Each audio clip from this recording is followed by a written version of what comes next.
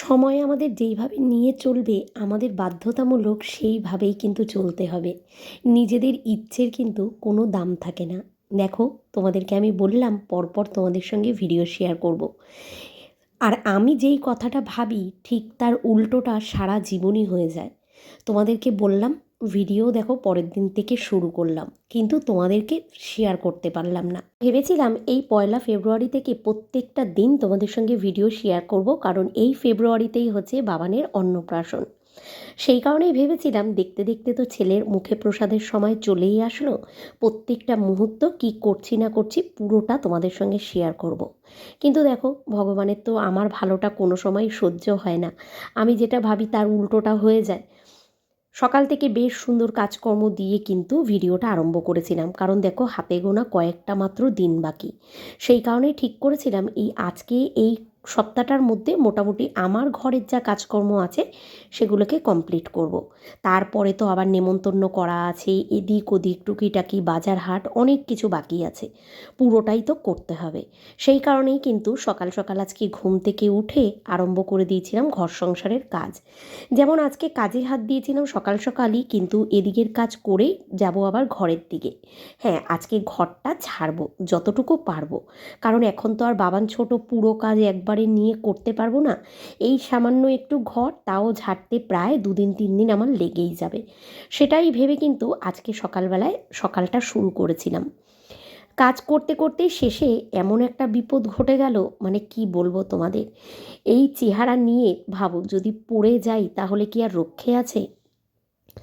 বিকেলবেলায় আমি এমনভাবে সিঁড়ির ঘর থেকে পড়ে গেলাম, পড়ে গিয়ে পুরো পা ফুলে গেল। পা নিয়ে নড়াচড়াই করতে পারছি না। চলো কি আর করা যাবে, যন্ত্রণায় যে তোমাদের সঙ্গে ভিডিও শেয়ার করব, ভয়েস করব, এডিট করব, কিচ্ছু ভাল লাগছিল না। এদিকে ছেলেকে রেখেছিল যা যা ওকে খাইয়ে দাইয়ে স্নান করানো, ঘুম পাড়ানো, পরের দিনটা সব করে দিয়েছিল। ওদের ঘরেই সারা দিন ছিল। আমি মোটামুটি রেস্ট নিয়েই কাটিয়েছি, পা নিয়ে একদমই নাড়াচাড়া করিনি। মনে মনে ভেবেছিলাম পড়ে গেলাম, মনে হয় পাটা ভেঙেই গেল। তো তারপরে দেখলাম না, পা ভাঙেনি, কিন্তু পায়ে মোচকানি লেগেছে। তো ডাক্তার দেখিয়ে আসলাম, আসার পরেই তারপরে কিন্তু ওই ক্রেপ দিয়ে বেঁধে রাখতে বলেছিল। এখনও যন্ত্রণা আছে, তবে ব্যথার ওষুধ খাচ্ছি, আগের থেকে অনেকটা ঠিক আছে। দেখো, সংসারের কাজ একদিন নয় রেস্ট করা যাবে, আগে হলে চিন্তা করতাম না। এখন তো বাবান আছে পেছনে, এখন তো আর রেস্ট চাইলেও আমি করতে পারবো না। তো সেই কারণে ভাবলাম যে না, আমাকে তাড়াতাড়ি সুস্থ হতেই হবে। তো আমি ডাক্তারের কাছে যেতে চাই না সব সময়, জানো তো, মানে আমি ওয়েট করি যে না সময় নিলে ঠিক হয়ে যাবে। কিন্তু এবার পড়ে গিয়ে 1 মিনিটও আমি দেরি করিনি, তোমাদের দাদাভাইকে বললাম আমাকে তাড়াতাড়ি ডাক্তারের কাছে নিয়ে চলো, কারণ যত তাড়াতাড়ি পাটা কমবে আমি আবার সব কিছু করতে পারবো। তো সেই হিসাব করেই কিন্তু মানে ডাক্তার দেখিয়ে এসেছি, পাটা আগের তুলনায় অনেক ভালো আছে। তো আশা করি এই 2 দিনের মধ্যে কমেও যাবে। কিন্তু এই ভিডিওটা দেখতে পাচ্ছ, এই দিনই কিন্তু আমার এই অ্যাক্সিডেন্টটা ঘটেছিল। আর ঘটেছিল আমার সিঁড়ির ঘরের ওপরেই। সিঁড়ির ঘর লাস্ট কাজকর্ম করে যখন ধুয়ে ঠুয়ে পরিষ্কার করে দেখতে বুঝতেই পারবে, তোমাদের ভিডিওটা শেয়ার করবো একদম শেষ অবধি। সন্ধে হয়ে গেছিলো কাজকর্ম করতে করতে। তারপরে করে ঠরে যখন আমি ঘরে সব জিনিসপত্র তোলাতুলি করছি, তো লাস্ট ভিডিও আর তোমাদের সঙ্গে শেষটা এন্ড করতে পারিনি। তো ওই অবধি দিয়ে রেখেছি, কারণ ওই সময়টাই আমি পড়ে গেছিলাম। এমনভাবে স্লিপ কেটে পড়েছি, পুরো মানে পা মচকে গেছে। তো যাই হোক, দেখো অনেক বলে দিলাম তোমাদের, মানে বাহানা কিছু না। দেখো, মানুষের কার কখন বিপদ হয় কেউ তো বলতে পারে না। আমার বিপদও এরকম হুট করেই চলে এসছে। সবার ঠান্ডা লেগেছে, ছেলের তো আছেই, আমার আছে, মেয়েরও হালকা হালকা শুরু হচ্ছে, আর ওর বাবারও আছে। সোয়েটার টুপিটাও সোয়েটার টুপি এগুলো মোটেই পরতে চায় না, জানো তো। আর ঠান্ডা ওর কমেই না।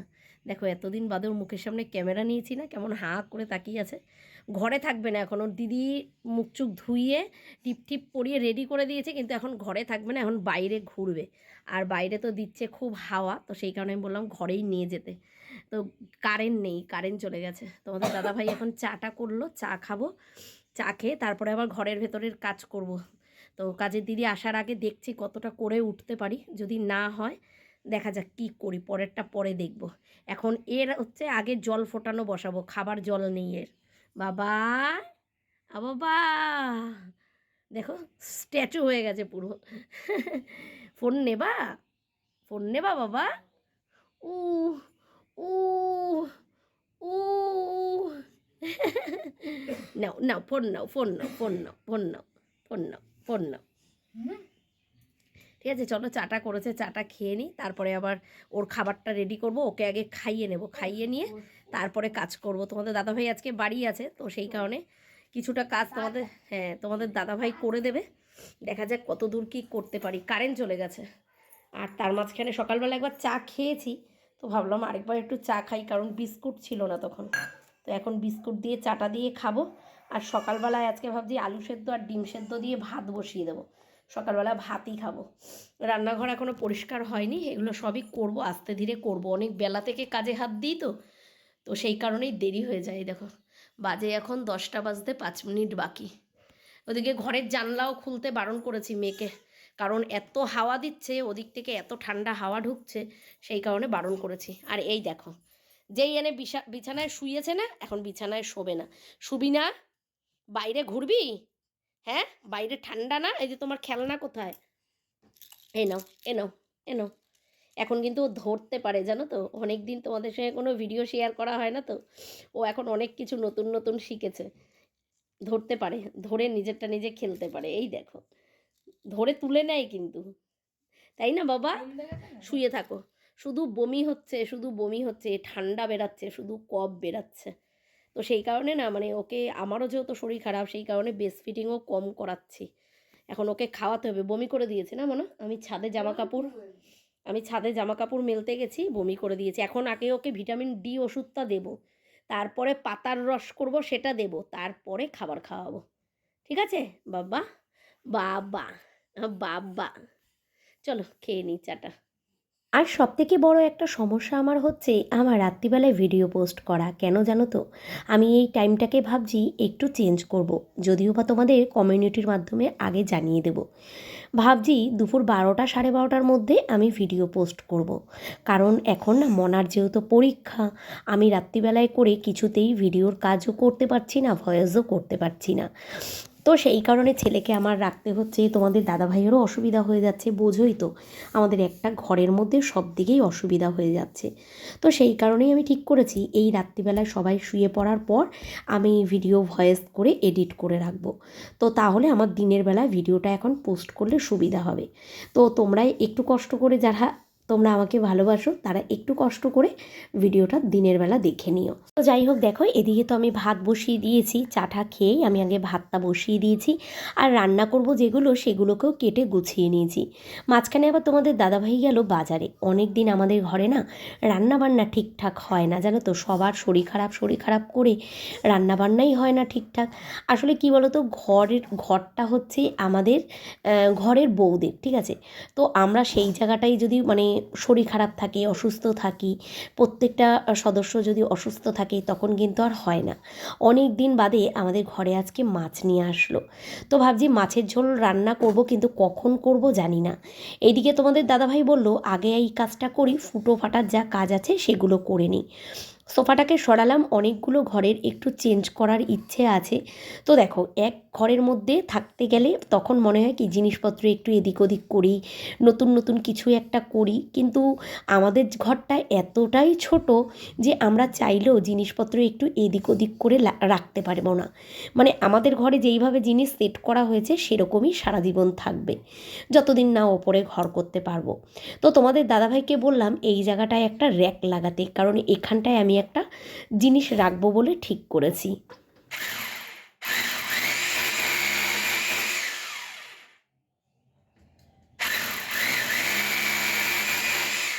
তোমাদের দাদাভাই যেহেতু ফল সিলিংয়ের কাজ করে, আমাদের ঘরে কিন্তু মোটামুটি টুকিটাকি কাজ করার মতো সব জিনিসই আছে। দেখো ড্রিল মেশিন দিয়ে তোমাদের দাদাভাই এখানে ফুটো করে এই র্যাকটা লাগিয়েছে। তো লাগিয়েছে, প্রথমটা তো আমার একদম পছন্দ হয়নি, তারপরে আবার ঠিকঠাক করে রাখা হয়েছে। দেখলে একটা গাছের টব বসানো আছে, ওই গাছটা আমাকে আমার যা দিয়েছে আমাদের বিবাহবার্ষিকীর উপহার। আসলে আমিও যেহেতু একটু গাছ টাছ ভালোবাসি, ও ভালোবাসে, তো আমাকে একটা ইনডোর প্ল্যান্ট এনে দিয়েছে। তো সেটাকে রাখবো বলেই ওখানে ওই র্যাকটা মানে তাকটা করেছি। কিন্তু জানো তো দেখলাম সেরকম একটা ভালো লাগছে না, কারণ গাছটা তো আস্তে আস্তে বড় হবে, টিভির সামনেটা ঢেকে যাবে। কিন্তু দেখলাম এই জানলার ওপরটায় বসিয়ে খুব সুন্দর লাগছে। দেখি এখনও ঠিক করিনি কোন জায়গাটায় রাখবো, তবে এই জানলার ওপরটাই বেশি ভালো লাগছে, একটু আলো বাতাস টাতাস পড়বে তো গাছটা সুন্দর হবে।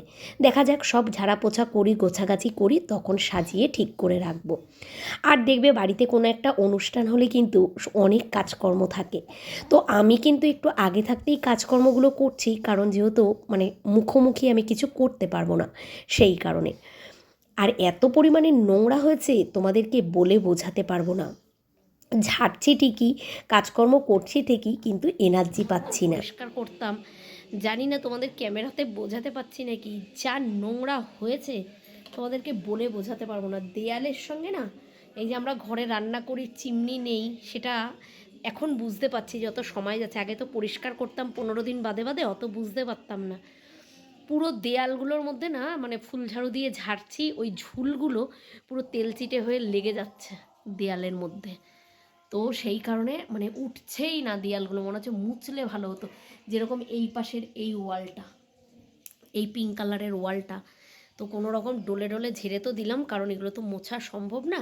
এই জানলার ওপরটা মুছবো।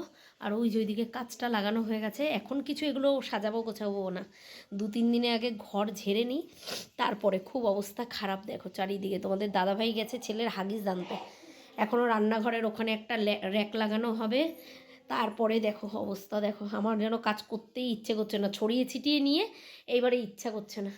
ওই যে মেয়ে নিয়ে ভাইকে বসে আছে, ছেলে উঠে গেছে, বাবা শোবে না, শুয়ে থাকবে না। আমাদের ভাত খাওয়া হয়ে গেছে।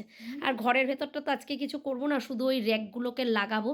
জানি না কখন কি করব, খুব ইচ্ছাই করছে না কিছু করতে। তো যাই হোক, এখন না করলেও কিছু উপায় নেই, কারণ ছড়িয়ে ছিটিয়ে নিয়েছি, যা অবস্থা, পরিষ্কার তো করতে হবে। ছেলেকে এখন আরেকটু পরে তেল মাখাবো, তেল মাখিয়ে খাইয়ে দাইয়ে, দেখো আমি যেদিকে যাবো কেন তাকিয়ে থাকবে জানো, ফোনটার জন্য। ছেলেকে খাইয়ে দাইয়ে ওর কাকির ঘরে দিয়ে আসবো, ওর কাকির কাছে। হ্যাঁ, দাঁড়িয়ে থাকবে, এমন করে দাঁড়িয়ে থাকবে, শুধু দাঁড়িয়ে থাকবে, ঘুরবে। এখন বিছানায় শুয়ে থাকতে একটুও ভালোবাসে না। বাবাটা টেরু হয়ে যায়, উ বাবা উ বাবা উ বাবা। মুখ চোখের অবস্থা দেখো কি অবস্থা, কালি দিয়ে পুরো ভূত হয়ে গেছে। আর ওখানে একটা টিক্কি খাড়া হয়ে আছে। হ্যাঁ, ঠিক আছে, চলো দেখি কতদূর কি করতে পারি। হেলে দুলে আমার আর ভাল লাগছে না। রান্না বলতে ভাতটা করেছি শুধু, আর ওদিকে কেটে কুটে সব গুছিয়ে রেখেছি। মাছের ঝোল করব, শাক ভাজা আর মাছের তেল ভাজা। আগে এই দিকটা একটু পরিষ্কার করে নিই, তারপরে রান্না করব। ভাত তো হয়েই গেছে, তারপরে রান্না করব। কর্নার র্যাকটা যে কিনেছিলাম, এটা তোমাদের দাদাভাই এখন সেট করতে বসেছে। এখন সেট জিনিসটা দেখতে তো খুব ভালো লাগছিল, অনলাইন থেকে কিনেছিলাম, লাগানোর পরও ভালোই লাগবে, কিন্তু এটা খুব মাথা ঘামিয়ে এটা লাগাতে হবে। তো তোমাদের দাদাভাই নিচ থেকে সেট করে নিচ্ছে, আর তারপরে গিয়ে দেয়ালে সেট করবে। ঠিক আছে, সেট করার পর তোমাদের দেখাবো, কারণ আমাকেও এটা ধরতে হবে। আর আমার ছেলেকে পাঠিয়ে দিয়েছি একদম সব কিছু দিয়ে জায়ের ঘরে, ওই তেল ঠেল মাখিয়ে দেবে, খাইয়ে দেবে। আমি আর এই নোংরা অবস্থায় ধরবো না। ঠিক আছে, এইদিকে তো এইটা সেট করা হয়ে গেছে, ওটা তো সেট করছে, আর এই দিকে সেট করা হয়ে গেছে। এই দেখো রান্নাঘরে আমি এইটা লাগিয়েছি দেয়ালের মধ্যে, একটা আমি এখানটায় লাগিয়েছি। তো ভাবলাম যে এই র্যাকটা এই দেয়ালের মধ্যে থাক, লাগাতে গিয়ে একটা মানে ক্ষতিও হয়ে গেছে এখান থেকে। এই যে তোমাদের দাদা ভাইয়ের হাতে এই পাথরের এই কোণটা ভেঙে গেছে, তো যাই হোক এটা লাগিয়ে দিয়েছে। হ্যাঁ, তোর বাবা করতে পারেনি তো, তাই প্রথমেই পরের ফুটোটা আমি দাঁড়িয়ে বললাম, আস্তে আস্তে করতে হলো, এইটা হুড়মুড়িয়ে করলো, ফেটে গেল। তো আমি এখানে র্যাক রাখবো না, বুঝেছো, এই এই মানে তাকের ওপর পুরো ফাঁকা রাখবো। তোমাদের সঙ্গে কথা বলতে বলতেই হঠাৎ করে আমার যা ডাক দিল, ছেলে নাকি বমি টমি করে এক অবস্থা। ওকে স্নান করে খাওয়াতে বসিয়েছে, তখনই ছেলে বমি করে দিয়েছে। গিয়ে আবার ওকে একটু শান্ত করলাম, খুব কাঁদছিল, শান্ত করলাম, আবার একটু খাইয়ে দিলাম। তারপরে আমার যা আবার ওকে ঘুম পাড়িয়ে দিল।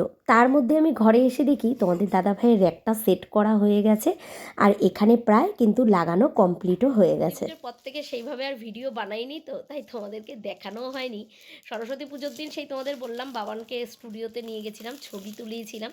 তো সেই ফটো অ্যালবাম 2-3 দিন আগেই নিয়ে আসা হয়েছে। তো তোমাদের 28 তারিখে নিয়ে আসা হয়েছে আমাদের বিবাহবার্ষিকীর দিন। তো সেই দিনকেই তোমাদের দেখাতাম, আর যেহেতু পরপর ভিডিও করিনি সেই কারণে আর দেখানো হয়নি। আর তোমাদের দাদাভাই যেহেতু সব কিছু ফুটো ফাটার কাজগুলো করে দিচ্ছে, তো বললো যে একেবারে দাও এগুলো লাগিয়ে দিই। চলো তোমাদেরকে দেখাই। এই দেখো, এই হচ্ছে একটা বসা ছবি। দে মা আমার কাছে আরেকটাও আছে। হ্যাঁ খোল। এই যে এই হচ্ছে আমার বাবান সোনা। ছবিটা কেমন উঠেছে তোমরা কমেন্ট করে অবশ্যই জানাবে, ঠিক আছে? এই দেখো সুন্দর করে বসে আছে। স্টুডিওতে গিয়ে আমার ওড়নাটা পেতে দিয়েছিলাম, আর একটা সাইড কিন্তু আমি ধরেছিলাম, দিয়েও কিন্তু বসেছিল। কিন্তু কেউ বলবে যে আমি ধরে আছি? এক তো ওরা হাত মুছে দিয়েছে, আর দ্বিতীয় নম্বর কথা আমার ছেলে বসেছে, দেখেছো? মনে হচ্ছে কত, মানে মনে হচ্ছে স্টাইল করে বসেছে। তো যাই হোক, এই যে এটা এই একটা ছবি তোলা হয়েছে।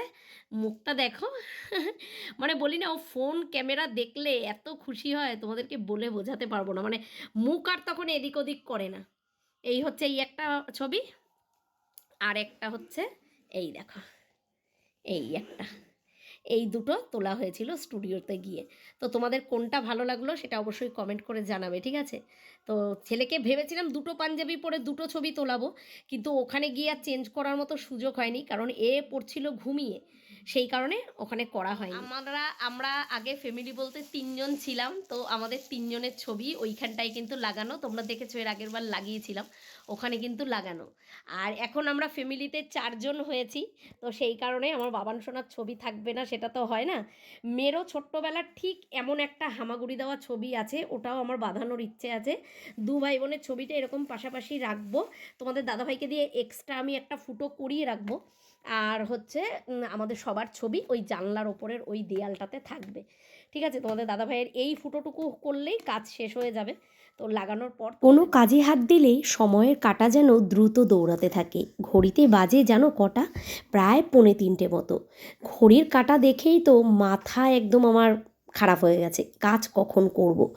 এই হুড়োহুড়িতেই কিন্তু আমার বিপদটা ঘটেছে। দেখো ওদিকে আমি তো ঘরটা পরিষ্কার করছি, কারণ আজকে তো আর ঘরটা ঝাড়তে পারিনি।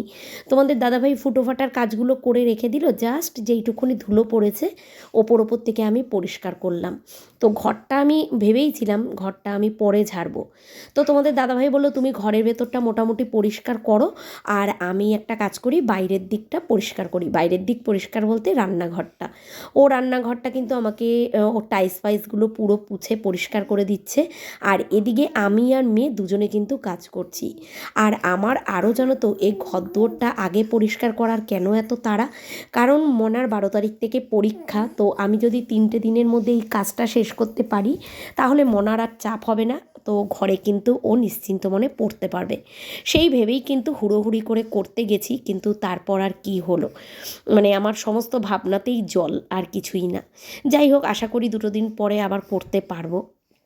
পা আগের থেকে অনেকটা ব্যথা কমেছে, কারণ সবসময় আমি ক্রেপটাই বেঁধে রাখছি। তো যাই হোক, দেখো এদিকে ঘরটা তো পরিষ্কার করে সোফাটা গুছিয়ে নিলাম। আর এই জায়গাটায় দেখো এই যে মানে এটা কি গাছ বলে আমি ঠিক জানি না, তো এইটা রাখলাম। আর এই দেখো বুদ্ধদেবের ছবিটা রাখলাম, মানে স্ট্যাচুটা রাখলাম। কেমন লাগছে অবশ্যই বলো, কিন্তু আমি না এখানটায় গাছটা রাখবো না। গাছটা কিন্তু আমি পরে ওই বড় টবের মধ্যে করে জানলার ওপরেই রাখবো, কারণ আলো বাতাসটাও পড়বে, গাছটা কিন্তু সুন্দর হবে, বড় হলে দেখতেও ভালো লাগবে। ওদিকে আমি ঘরটা ঝাড় দিয়ে সমস্ত কিছু দেখো বাইরে বার করে দিয়েছি। এদিকে রান্নাঘরের কিছু ধোয়াধুয়ি তো করা সম্ভব না এখন, কারণ দেখতে দেখতে অনেকটা বেলা হয়ে গেছে, 4টে বাজতে যায়। তো ভাবলাম থাক গিয়ে, এখন তোমাদের দাদাভাই বললো তুমি ঘরটা ঝেড়ে দাও, আমি ঘরটা মুছে দেবো। তো আমি বললাম না, তোমার মুছতে হবে না, আমিই মুছে নেব। তো রান্নাবান্না কিন্তু করার আর সুযোগ হয়নি। দেখো এদিকে শাক কেটে রেখেছিলাম, শাকের মতনই রয়ে গেছে। আর ওদিকে যা রান্নাবান্নার জন্য কুচিয়ে নিয়েছিলাম সব কিন্তু ওরকমই রয়েছে। আমি কথা বলছি আর ছেলে কিন্তু চেঁচাচ্ছে, কি বাবা? এই তো এই তো এই তো। তো দেখো এদিকে সব কিছু আমি বাইরে, আর একটু দেরি হলেই জানো তো আমার না খুব টেনশানে গা হাত পা কাঁপতে থাকে, তখনই কিন্তু আমার বিপদ ঘটে। আমি এই জিনিসটাই দেখেছি, আমি সেই কারণে সবসময় কাজকর্ম করি না, হাতে অনেকটা টাইম নিয়ে করি। আর আজকে যেহেতু দেরি হয়ে গেছে, ওই যে বললাম না প্রথম থেকে না আমার একদমই কাজের এনার্জি আসছিলই না, কাজ করতে ইচ্ছেই করছিল না। তারপরে কাজ করতে করতে ওই যে বলে না একটা এনার্জি চলে আসে, আর না এসেও উপায় কী, ঘর দুয়ারের যা অবস্থা করে নিয়েছিলাম, মানে কাজ করতে তো হবেই। কাজের দিদি এসছিল আজকে, কিন্তু কাজের দিদিকে দিয়ে ঘরটা মোছাইনি, শুধু বাসন মেজেই দিদি চলে গেছিলো। তো আমি ভাবলাম যে সব পরিষ্কার করে তারপরে ঘর মুছবো। যাই হোক, দেখো তোমাদের দাদাভাই তো ওপর টোপরগুলো সব পরিষ্কার করে দিয়ে গেছে, আর রান্নাঘরের তাকটা কিন্তু আমি পরিষ্কার করে নিচ্ছি। রান্নাঘরটা কি বড় বড় লাগছে না, পুরো তাকের ওপরটা কিন্তু একদম ফাঁকা রেখেছি, র্যাক ওখানে রাখিনি, দেখতে খুব ভালোও লাগছে। এদিকে দেখো এখন আমি ঘর মুছবো। এই ঘর মোছার পরেই সিঁড়ির ঘরে যেই আমি জলটা ঢেলে দিয়েছিলাম, ব্যাস তারপরেই কিন্তু আমার বিপদটা ঘটেছিল, মানে পড়ে গেছিলাম। মানে এর সঙ্গে সঙ্গে না, ঘরটা মোছার পরে স্নান করে ঘরে গেছি, তারপরে বাইরে এসে যখন টুকিটাকি জিনিসগুলো তোলাতুলি করছিলাম, তখন কিন্তু আমার বিপদটাই এরকমভাবে হয়েছিল। দেখো মোটামুটি এখানে বিছানা কাঁথা বালিশ টালিশ মেয়ে সব বাইরে থেকে নিয়ে এসে একদম বিছানা গুছিয়ে ফেলেছে। আর মনা কিন্তু স্নান করে ছাদের ওপরে পড়তে বসেছে।